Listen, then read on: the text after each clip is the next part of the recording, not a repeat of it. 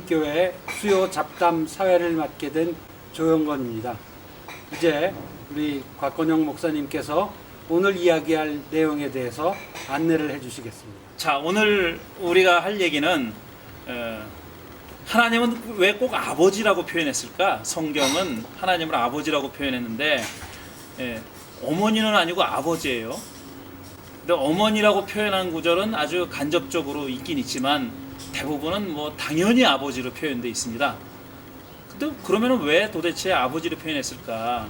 또 뒤집어서 생각해 보면은 이스라엘 백성들은, 하나님의 백성들은 아들이나 딸이 되는 거잖아요. 근데 아들이나 딸을 왜 자처했을까?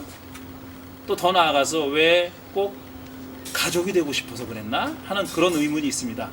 그래서 오늘은 하나님을 아버지라고 표현한 이유, 그리고 이스라엘 사람들이 가족이 되고 싶었던 이유, 그걸 좀 얘기해 보죠. 안녕하십니까. LA 향림교회 수요 잡담, 오늘은 그 17번째 순서로 왜 하나님은 아버지일까? 사람은 하나님과 가족이 되고 싶을까? 이런 제목으로 곽건영 목사님의 이야기를 들어보겠습니다. 시작하실까요? 네, 아직까지는 저 혼자 얘기를 해오다가 이렇게 사회자로 조영건 선생님을 모셨으니까 저는 부담이 훨씬 덜 됩니다. 그리고 조금 더 덜 지루하게 이끌어 나갈 수 있을 것 같아서 참 반갑기도 하고 안심도 됩니다. 제가 약 한 달 전에 이 시간에 하나님은 남성인가? 라는 주제로 얘기한 적이 있습니다. 하나님은 남성인가? 라는 주제 기억하신 분도 계실 겁니다. 구약성서는 하나님을 지칭할 때 거의 예외 없이 남성으로 지칭합니다. 남성적 언어를 사용하기도 하고 또 은유를 쓸 때도 남성적 은유를 씁니다. 뭐 아버지라든지 목자라든지 왕이라든지 이런 거를 제가 예를 들어서 설명한 적이 있죠.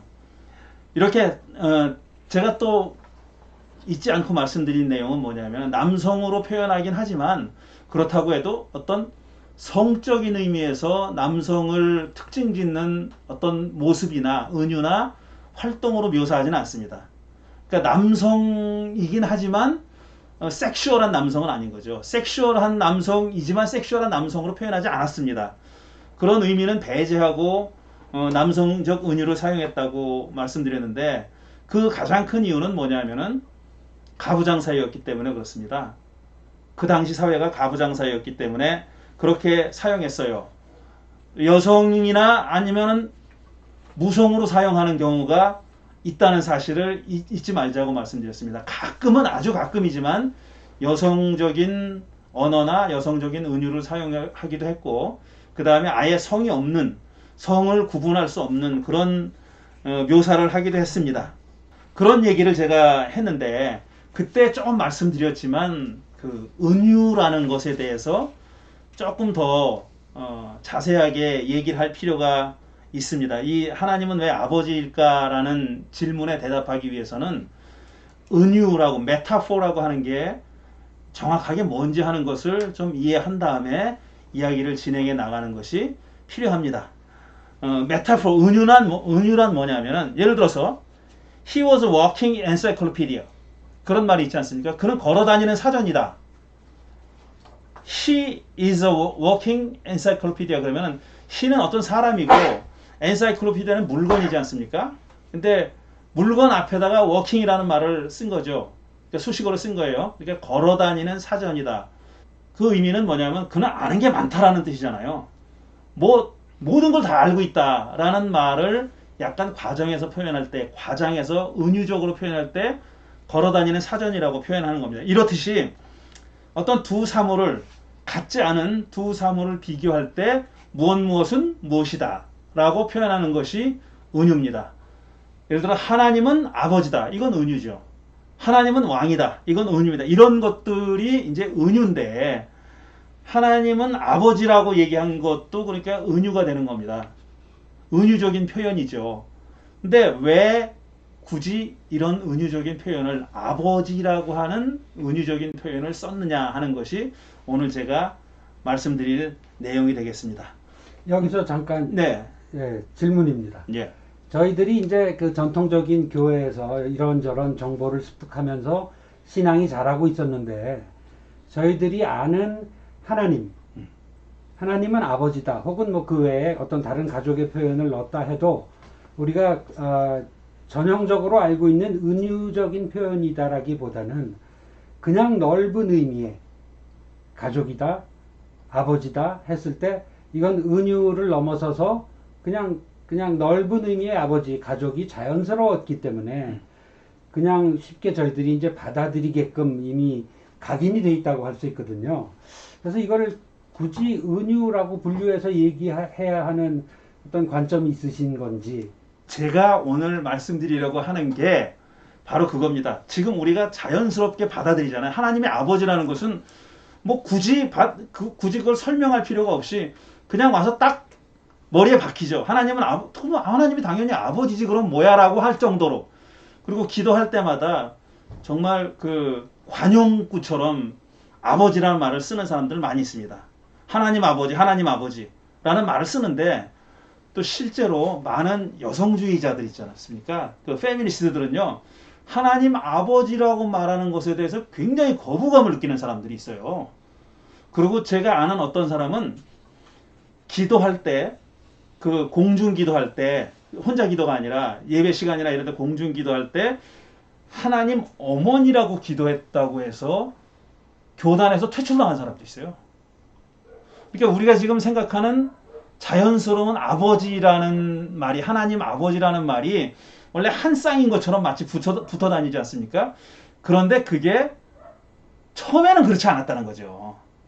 그 은유도 언젠가 시작된 때가 있고, 그렇게 그런 은유적인 표현을 사용하게 된 이유가 있고, 상황이 있고, 그런 거죠. 그런 것을 제가 지금 말씀드리면서 그 아버지라는 말로 하나님을 표현하게 되면서 달라진 상황이 뭐냐 하는 것을 제가 설명드리려고 하는 겁니다.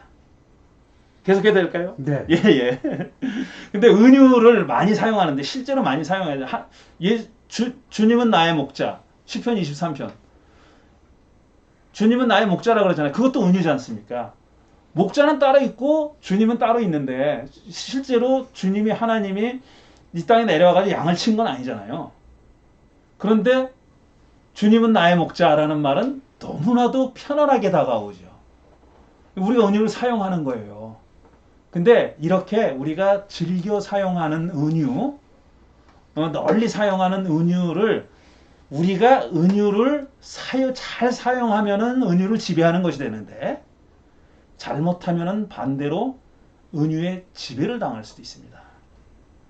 은유는 분명히 이퀄 관계가 아닙니다. 그러니까 하나님은 아버지라고 해도 아버지가 다 하나님은 아니잖아요.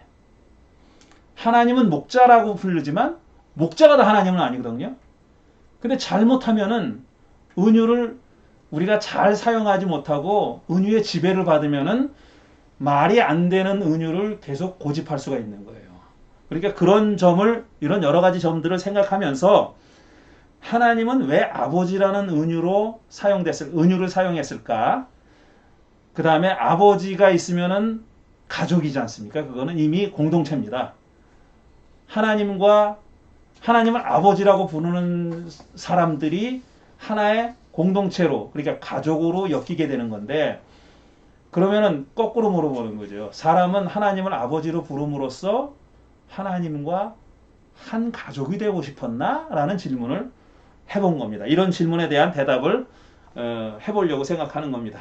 여기까지 괜찮으신가요? 네, 예. 아주 이해가 잘 되고 있습니다. 오케이, 그럼 계속 진행해 볼게요. 자, 우리가 구약 성경을 보면요, 하나님에 대한 여러 가지 은유가 있어요. 정말 여러 가지 은유가 있는데, 대부분의 은유들은 어떠냐 하면요, 사람 사이의 관계에서 가져왔습니다. 사람과 사람 사이의 관계에서 은유의 소재를 찾아냈다는 거예요. 그러니까 하나님을 은유적으로 표현할 때 인간관계 안에서 벌어지는 일들이거나, 아니면 인간관계 안에 인간과 인간 사이의 관계에서부터 은유적인 소재를 꺼내왔다는 거죠. 조금 나눠보면 이렇습니다. 그 은유의 형태도 인간관계에서 끌어온 거고요. 그 다음에 은유가 하는 기능, 하나님을 은유로 표현했을 때 그 은유가 가지고 있는 어떤 그 역할이나 기능도 사람들 사이의 기능이나 역할에서 가져왔어요. 그 다음에 예를 들어서 뭐 아버지라고 부르는 것도 기능이지 않습니까? 아버지가 가부장사에서 아버지는 가족을 책임지는 사람입니다. 그러니까 그런 책임지는 존재라는 의미에서 아버지라는 은유를 사용한 거고, 예를 들어서 하나님을 남편이라고 은유로 했다. 그러면 또 관계가 달라지는 거예요. 아버지라고 표현했을 때하고는 다른 관계를 염두에 두고 하나님을 남편이라고, 나는 그러니까 아내다 이렇게 표현하는 거죠. 이런 식으로 역할과 기능에 있어서도 그렇고, 또 한 가지 또 우리가 잊지 말아야 될 게, 감정에 있어서도 인간 사이에 일어나는 일, 인간 안에서 일어나는 일 가지고 소재로 해서, 그걸 소재로 해가지고 하나님을 은유적으로 표현했습니다. 그러니까 사랑을 한다거나 미워한다거나 이런 거 있잖아요. 화가 났다거나 좋아서 날뛴다거나 이런 것들이, 이런 감정 표현들이 하나님을 묘사하는 데 사용되고 있어요. 그게 다 사람이 하는 일이잖아요. 사람 사이에서, 사람에게 일어나는 감정적인 표현인데, 그런 것들이 하나님을 표현하고 묘사하는데 사용되고 있다는 거죠. 예를 하나 들어보겠습니다. 예를. 출애굽기 34장 6절과 7절입니다. 이거 굉장히 유명한 구절인데요. 제가 한번 읽어드릴게요. 잘 들어보십시오. 주께서 모세의 앞으로 지나가시면서 선포하셨다. 나 주는 자비롭고 은혜로우며 노하기를 더디하고 한결같은 사랑과 진실이 풍성한 하나님이다. 수천 대에 이르기까지 한결같은 사랑을 베풀며 악과 허물과 죄를 용서하는 하나님이다. 그러나 나는 죄를 벌하지 않은 채 그냥 넘기지는 아니한다. 아버지가 죄를 지으면 본인에게뿐 아니라 3, 4대 자손에게까지 벌을 내린다. 이게 출애굽기 34장 6절과 7절입니다. 근데 이 구절을 보세요. 그러면은 나 주는 자비롭고, 자비로운 사람 있잖아요. 자비롭다 그러면 실제로 우리들은 어떤 그림이 떠오르죠. 자비로운, 수염도 좀 있고 연세도 좀 드시고 이렇게 온화하고 자애로운 미소를 짓는 어떤 할아버지 같은 그런 모습이 떠오르지 않습니까? 자비롭고 은혜로우며, 이건 다 사람에게 있는 감정이나 어떤 감정의 표현이에요. 노하기를 더디하고, 노하는 것도 감정인데 그걸 또 더디한다고 그랬어요. 그 노하는 걸 참는 거예요. 노하는 걸 이렇게 막고 있는 거예요.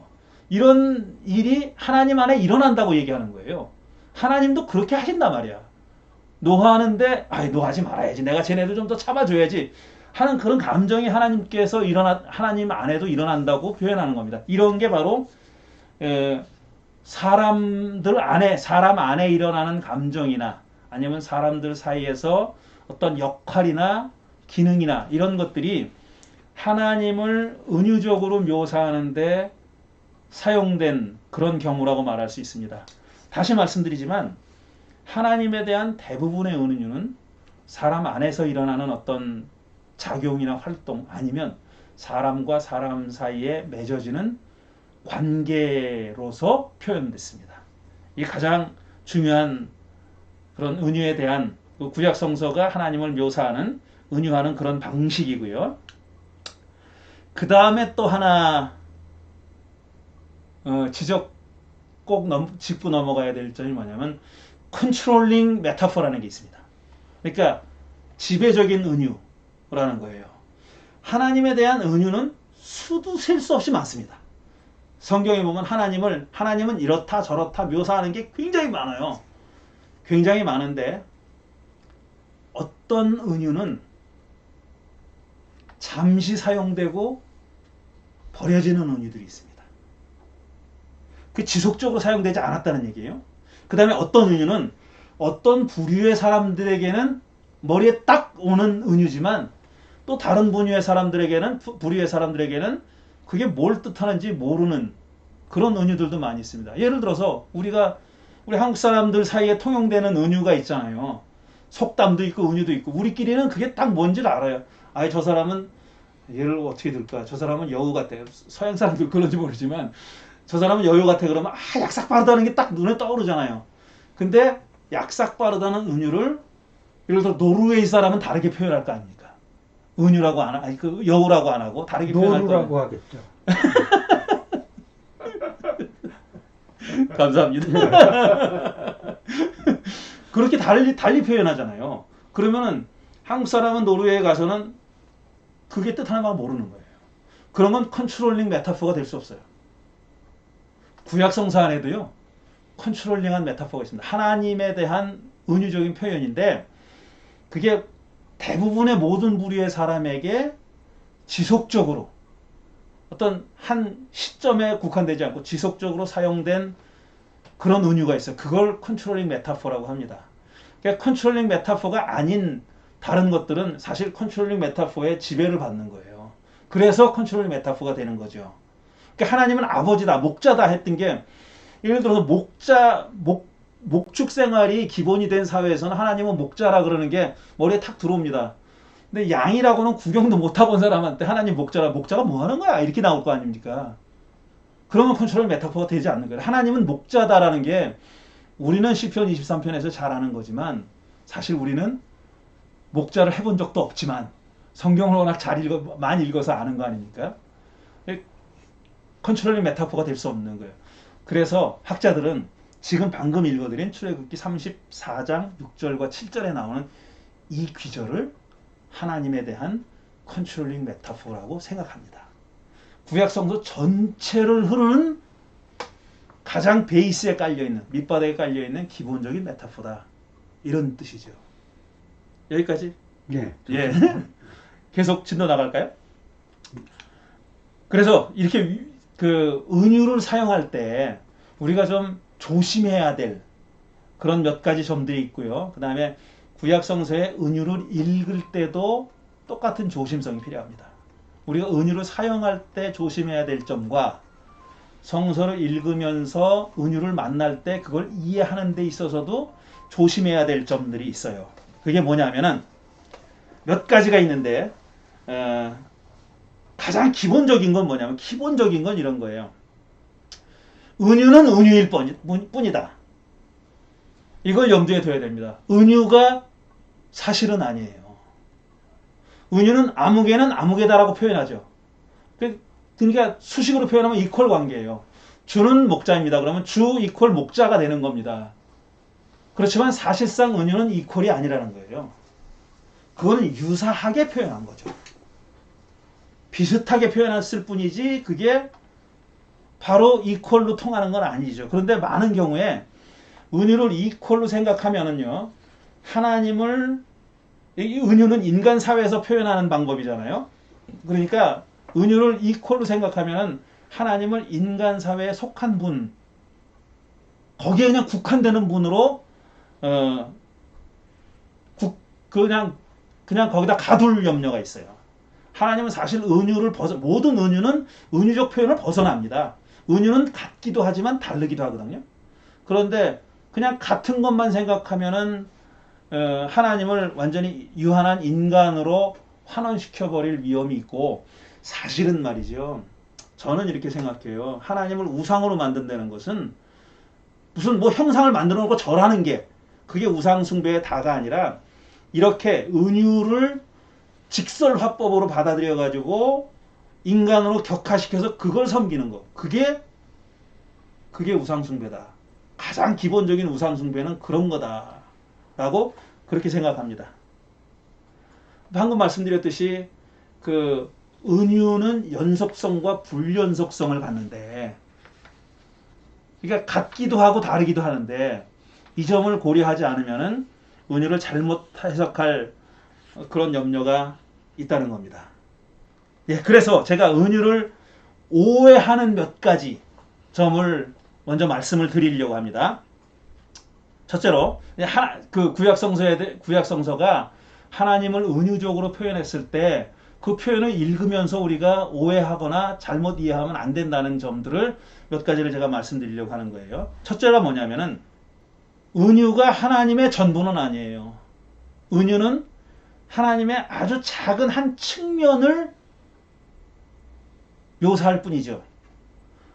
그러니까 시각장애자가 코끼리 한 부분을 만지고 그게 코끼리 전부라고 생각하는 것처럼, 어떤 다리를 만진 사람 기둥이네 이렇게 얘기하고 코를 만진 사람 막대기네 이렇게 생각하고 그런 것처럼 은유는 그 하나님이라고 하는 분의 극히 작은 일부분을 묘사하는 것 뿐인데 그걸 전체라고 생각하면 안 되는.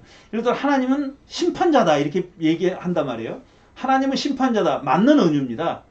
그게 틀리는 은유가 아니에요. 하나님은 심판자로 묘사된 구절이 많아요. 그런데 하나님은 심판자이기만 하진 않습니다.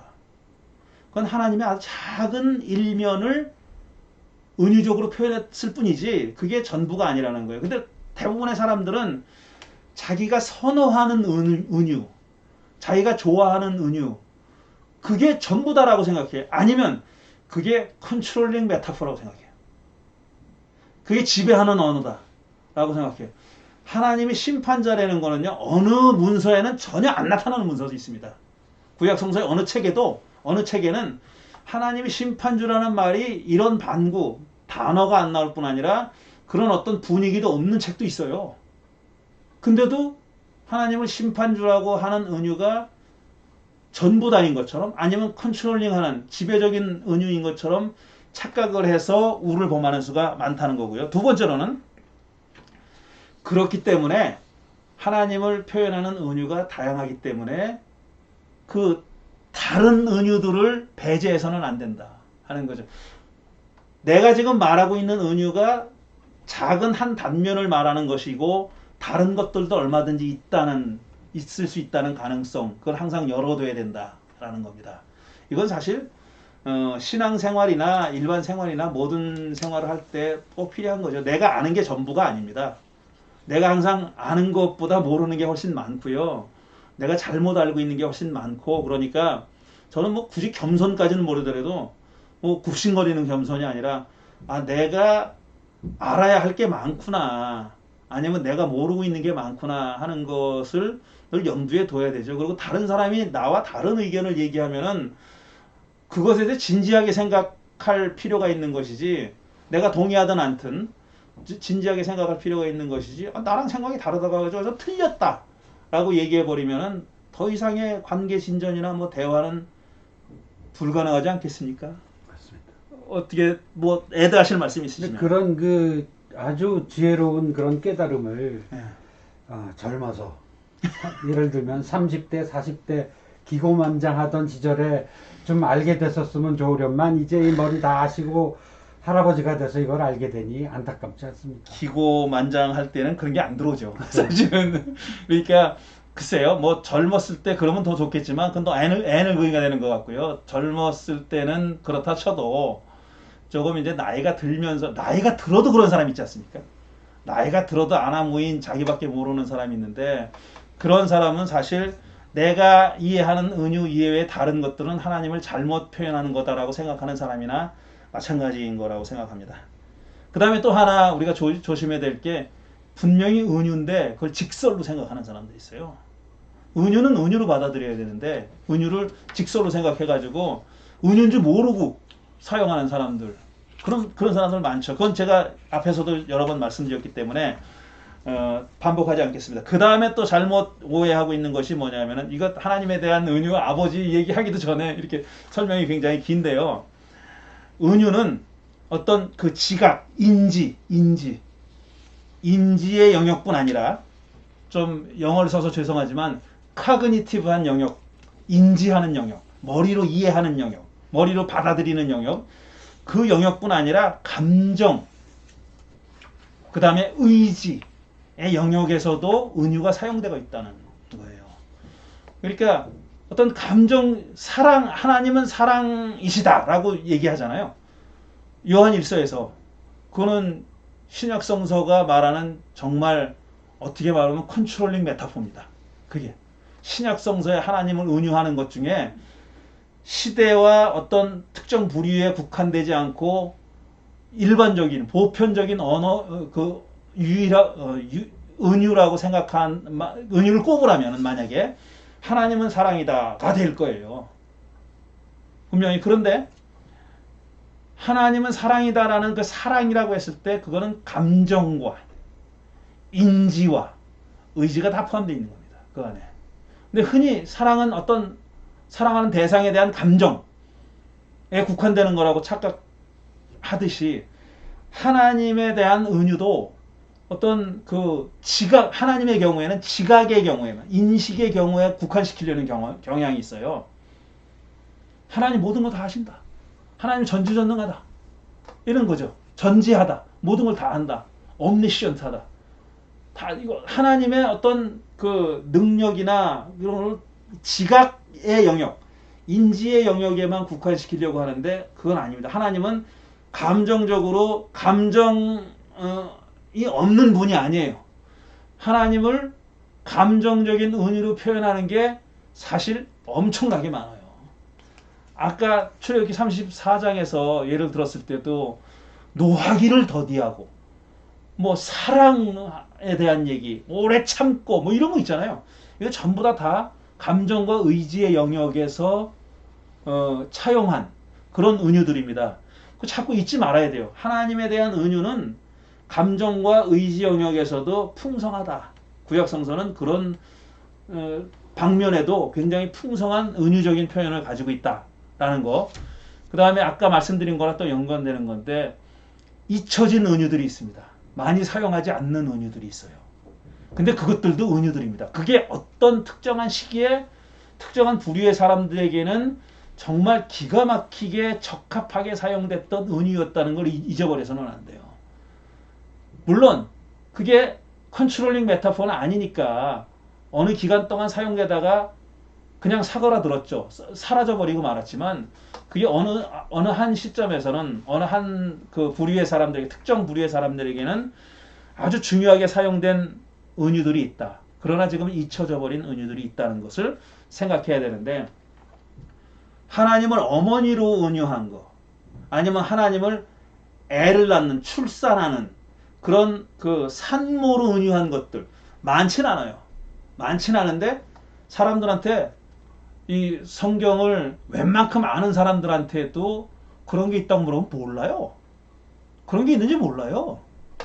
하나님이 무슨 어머니야. 제가 아까 말씀드렸잖아요. 하나님 어머니라고 기도했다고 출교당한 사람이 있다니까요. 신학교 교수인데 출교당했어요. 그 사람은 그 교단에 쫓겨났어요. 하나님 어머니라고 감히. 아버지인데 어머니라고 기도했다고. 그러면 그런 사람들은 이사야를 없애버려야 돼. 이사야서에 그런 은유가 나오거든요. 출산하는 내가 그 여인처럼 그렇게 울부짖었다고. 그렇게 나온다요.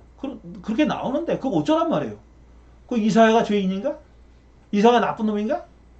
그 출교당한 사람은 이사야한테 따져야 되는 거야. 왜 당신 그렇게 얘기해가지고 나 쫓겨나게 만드느냐고. 뭐 그렇게 물어봐야 소용도 없겠지만. 그러니까 제 생각에는 예. 하나님은 어머니다 예. 라는 메타포는 거의 컨트롤링 메타포급인데요.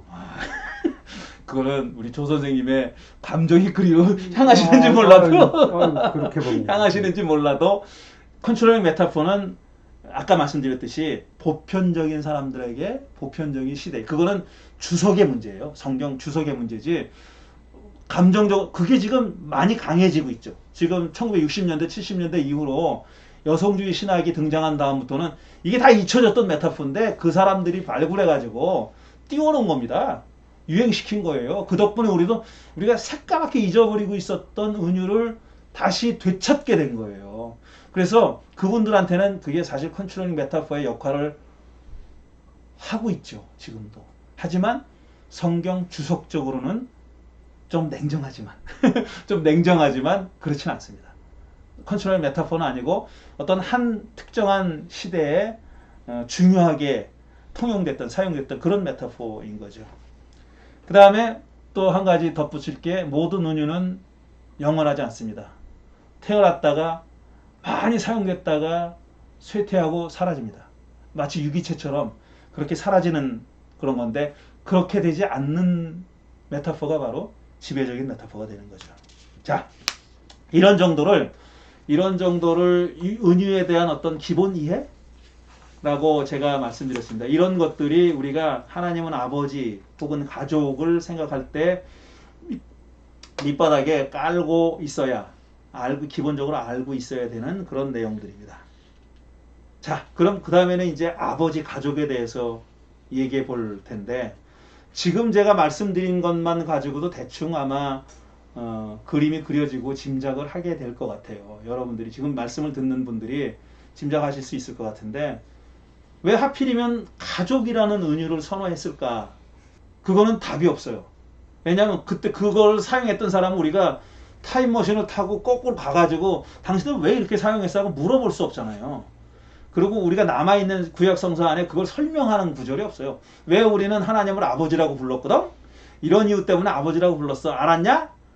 아니면 왜 우리는 하나님과 가족이 되고 싶었는지 이래서야 라고 설명하는 구절이 없어요. 그러니까 그 사람들한테 직접 물어볼 수 없는 한 우리는 추측할 수밖에 없고 어떤 합리적인 추론을 할 수밖에 없는데 이거는 어렵지 않게 추론이 되는 내용입니다. 뭐냐면은 가장 친밀한 인간관계가 가족이에요.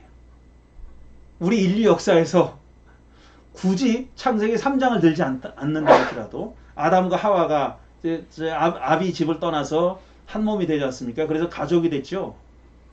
굳이 창세기의 말씀을 들지 않더라도 인류학적으로도 가장 기본적인 인간 공동체, 커뮤니티의 단위는 가족입니다. 그건 뭐 누가 부인하겠어요. 근데 가족은요, 양자뿐 아니라 다자관계예요. 다자관계라고. 부부만 있는 게 아니라 아버지, 어머니 계시죠? 시아버지, 시어머니 계시지? 그 다음에 아들, 딸 있죠? 그 다음에 손주 있죠? 이게 다자관계가 되는 거예요. 그러니까 양자관계가 아니라 다자관계이기도 하니까 양자관계에 그치지 않고 다자관계이기도 하니까 어떤 그 관계를 표현하는 관계성을 표현하는 가장 밀접한 그런 공동체고 따라서 하나님과 인간 사이의 관계를 은유하거나 묘사할 때 가장 가까이서 주워다가 쓸 수 있는 관계가 바로 가족 관계였기 때문에 하나님을 아버지로 그 다음에 자기들을 하나님의 가족으로 표현했을 것이다 라고 그렇게 추측할 수가 있는 겁니다. 이런 추측이 가능하죠? 예, 얼마든지. 그렇다면 예. 그 현대의 가족 관계가 뭐 무너져 내린다든지 이런 관점에서 예. 이게 이제 컨트롤링 메타포의 지위를 상실할 수도 있다는 말씀이시네요. 그 얘기 하기 전에 조금만 더 조금만 더 진도를 나가 보겠습니다. 아주 좋은 아주 좋은 지적이신데요. 근데 이렇게 가족 관계로 하나님을 은유하게 되면서 크게 변화가 일어났는데 그게 뭐냐면은 원시 종교나 원시 사회에서는 어떤 만물들의 어떤 정령이 있다고 믿었잖아요. 그걸 예를 들어 애니미즘이라고 표현했고 그 다음에 원시 종교는 대부분 애니미즘의 종교고 그걸 범신론이라고 철학적으로 얘기하면 범신론이라고 얘기하죠. 세상 만물에 삼라만상에 다 정령이 깃들어 있는 거예요. 정령이 있는 거예요. 그게 다 살아있는 거야. 살아있는 거고 그게 다 신들이에요. 신적인 어떤 존재가 만물 가운데 이렇게 서려 있다고 믿었어요. 그게 범신론이고 애니미즘이잖아요. 근데 그런 종교에서 벗어나는 그런 종교에서 한 걸음 나아가는 계기가 된 게 바로 가족 메타포입니다. 하나님을 아버지라고 받아들였고요. 그 다음에 하나님의 신들에게도 다신교 사회에서는 신들도 가족으로 묘사했어요. 그러니까 제일 최고 신이 아버지야. 그 다음에 그 밑에 있는 신이 자식들이에요. 그 바로 2등 신이 그 다음에는 종들이에요. 그 다음엔 천사나 사자들이라고 심부름꾼이라고 생각했어요. 그러니까 이게 지금 큰 가족 안에서 일어나는 일이다. 아버지가 있고 자식이 있고 그 다음에 종들이 있는 거예요. 그렇게 자기들도 가족이라고 신들의 계보도 가족처럼 묘사했지만 신과 사람의 관계도 역시 가족 관계처럼 묘사하게 된 게 그런 애니미즘이나 범신론이나 이런 그 말하자면 지금 보면은 조금 그 미신적인 성향을 벗어버리는데 역할을 많이 한 메타포가 바로 아버지 아니면은 자식, 가족 이런 것들입니다. 근데 구약성서에서도 이런 변화가 일어났는데 그게 뭐냐면 부자 관계에서 부부 관계로의 변환이 일어났어요. 이제 하나님과 당신 백성을 하나님의 백성을 아버지와 아들로 표현하다가 대표적으로 호세아서 같은 데 보면은 부부 관계로 표현합니다. 부부가 됐어요. 부자 관계는요, 명령과 복종의 관계입니다. 그러니까 훨씬 더 가부장적인 관계죠. 물론 고대 사회에서 부부도 계층이 있었죠. 분명히 계층이 있었지만 부자 같지는 않았습니다. 부자보다는 덜 상하 관계고 덜 복종과 지배의 관계였죠. 덜했죠, 훨씬. 그런 관계로 그 메타포가 변화했다는 것은 하나님과 백성과의 관계에 있어서도 그런 작지만 변화가 일어났다는 것을 보여주는 것이고요. 정말 획기적인 변화는 어디서 일어나느냐 하면은 신약성서 시대에 와서 일어납니다. 구약성서 때까지는 부부관계의 카테고리를 벗어나지 못했어요. 여전히 상하관계가 있는 거고 가족이 전제되어 있고 그것도 대가족이 전제되어 있고 가부장 가족이 전제되어 있는 그런 사이였는데 신약성서에 들어와 가지고 예수님 때문에 이 관계가 완전히 충격적으로 정말 큰 충격을 받습니다. 이런 당연하게 여겼던 메타포잖아요. 부자 관계라는 게 당연하게 여겼던 메타포인데 그거에 엄청난 균열을 일으킨 얘기가 바로 누가복음 12장에 나오는 말씀입니다. 누가복음 12장 52절 53절을 보면 이런 비절이 있어요. 이제부터 한 집안에서 5 식구가 서로 갈라져서 셋이 둘에게 맞서고 둘이 셋에게 맞설 것입니다. 아버지가 아들에게, 아들이 아버지에게 맞서고 어머니가 딸에게, 딸이 어머니에게 맞서고 시어머니가 며느리에게, 며느리가 시어머니가 맞서고 서로 갈라질 겁니다. 이렇게 얘기했어요. 즉 가족이 무슨 일인지 몰라요. 무슨 일이 벌어져 있는지 모르지만 자꾸만 이렇게 서로 맞서고 갈라진다는 거예요. 그동안 이건 주어진 관계, 이건 어떤 천륜이라고 여겨져 왔던 가족관계가 이렇게 균열된다는 얘기를 예수님이 하고 있어요. 물론 복음서 기자가 이 귀절을 전했을 때는 초기 기독교인들이 당했던 박해를 염두에 두고 있습니다. 박해를 당했기 때문에 가족 간에 이렇게 균열이 생긴 거예요. 뭐 가족이라고 해서 다 예수를 따르는 사람은 아니잖아요. 그러니까 어떤 사람은 예수를 따르기도 하고 어떤 사람은 아니기도 하고 그런데 그것 때문에 가족 관계가 균열이 일어날 거라는 것을 예언한 말씀으로 보는 그런 학자들도 많이 있는데 분명한 것은 예수님이 가족은 천륜이 아니다 라고 얘기하신 거예요. 더 구체적으로 더 직접적으로 말씀하신 거는 마가복음 3장이죠. 이렇게 되어 있습니다. 그때 예수의 어머니와 형제들이 찾아와 바깥에 서서 사람을 들여보내서 예수를 불렀다. 무리가 예수의 주위에 둘러앉아 있다가 그에게 말하였다. 보십시오. 선생님의 어머니와 형제들과 누이들이 바깥에서 선생님을 찾고 있습니다. 그랬더니 예수께서 그들에게 대답하셨다. 너무나도 유명한 말씀입니다. 누가 내 어머니며 내 형제들입니까? 그리고 주위에 둘러앉은 사람들을 둘러보시고 말씀하셨다. 보시오. 내 어머니와 내 형제들입니다. 누구든지 하나님의 뜻을 행하는 사람은 곧 내 형제요 자매요 어머니입니다. 그랬어요. 지금 예수님의 육신의 어머니와 가족들이 바깥에서 기다리고 있어요. 바깥에 왔어요. 찾고 있습니다. 어머니를 지금 어머니가 찾고 있습니다. 그랬더니 예수님이 정말 매정한 불효자처럼 이렇게 얘기하십니다. 누가 내 어머니야? 누가 내 형제란 말이요? 지금 당신과 함께 하나님 나라 복음 사역을 하고 있는 그 사람들, 주위에 있는 사람들, 그 사람들을 들어보시면 바로 이분들이 내 어머니고 내 형제입니다.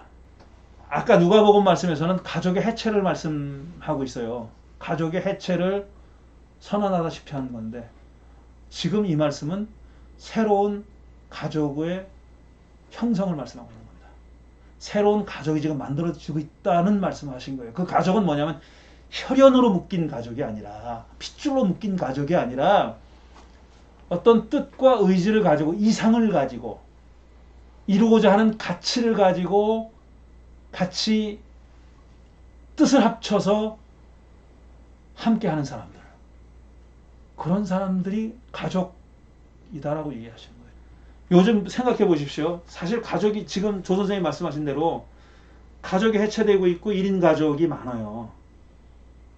이제는 옛날처럼 전에처럼 이렇게 전통적인 가족의 이데올로기, 가족 가치라는 것, 소위 가족 가치라는 것이 싫으나 좋으나 해체되고 있습니다. 그게 안타까워서 울부짖는 사람도 있겠지만 그게 하나도 안타깝지 않은 사람들도 있어요. 젊은 세대들은 많이 그럴 겁니다. 그리고 연세 드신 분들은 아무래도 옛날이 좋았다는 생각을 하게 될 거고, 근데 우리가 피할 수 없는 현실은 뭐냐면 그렇게 가고 있다는 거예요.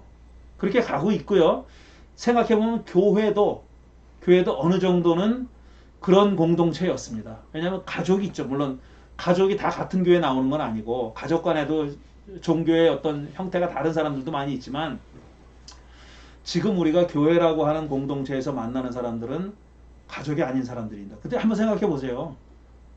가족들 못지않게 가깝지 않습니까? 그분들이 가족들 못지않게 뜻을 같이 하고 뭔가 같이 해보고 싶고 그러지 않아요? 근데 이게 저는 가족 관계를 해체하지 않더라도 새로운 또 하나의 어떤 공동체를 만들어 나가는 과정이라고 생각해요. 그래서 마지막으로 드리고 싶은 얘기는 이겁니다.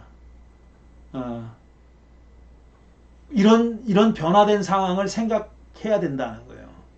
가족의 가치도 달라졌고 가족의 형태도 달라졌고, 따라서 이제는 하나님에 대한 은유도 가족의 카테고리를 벗어날 때가 됐다 라고 생각하고요.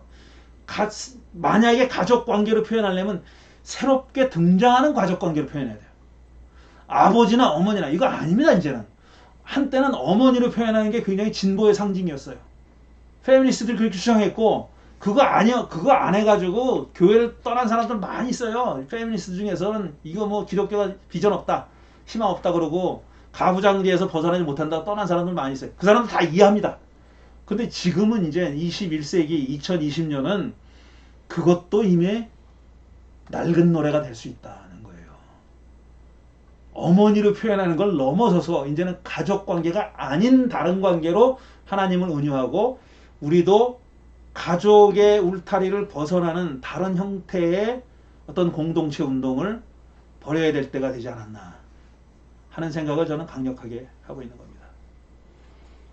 예, 오늘 그 메타포라는 얘기를 가지고 하나님에 대해서 생각하는 우리 사람들의 관점을 이제 보여주셨는데, 특별히 그 가족이라는 그 울타리 안에서 컨트롤링 메타포로 우리가 그동안 수천 년을 이어왔던 게 지금 우리가 살고 있는 이 현대에 와서 비로소 어떤 가족의 해체라든지 어떤 이런 거에 발맞춰서 새로운 메타포가 이제 대두되어야 되지 않겠느냐 하는 얘기를 해주셨는데, 맞습니다. 마침 그 예수님이 말씀하셨듯이 새로운 공동체, 뭐 가족을 대체하는 그 무엇, 뭐 그런 것으로부터 그런 그 컨트롤링 메타포가 탄생하게 된다면, 뭐 우선 제 이 짧은 생각으로는 어떤 연대, 공동체, 뭐 그 함께하는 사람들로부터 이루어지는 가족 그 이상의 어떤 연대로부터 그 메타포가 탄생하게 되지 않을까 하는 기대를 해봅니다. 그런 연대가 중심이 돼가지고 우리가 그걸 구체적으로 표현하는 메타포를 만들어내고 그걸 우리가 통용해야 된다고. 메타포는 힘이 있어요. 메타포가 가지고 있는 힘이 엄청납니다. 그러니까 우리가 어떤 좋은 메타포를 만들어내가지고 그거를 통용하느냐에 따라서 우리의 삶이 달라질 수가 있는데, 지금 말씀하신 대로 혈연으로 묶여진 연대가 아니라 어떤 가치로 묶여진, 아니면 지향하는 바로 묶여진 어떤 연대를 표현하는 그런 메타포를 우리가 하루빨리 만들어내서 그걸 많이 사용하고 또 실천하고 그렇게 됐으면 좋겠습니다. 예, 오늘 말씀 아주 감사합니다. 새로운 메타포를 찾아서 출발. 고맙습니다.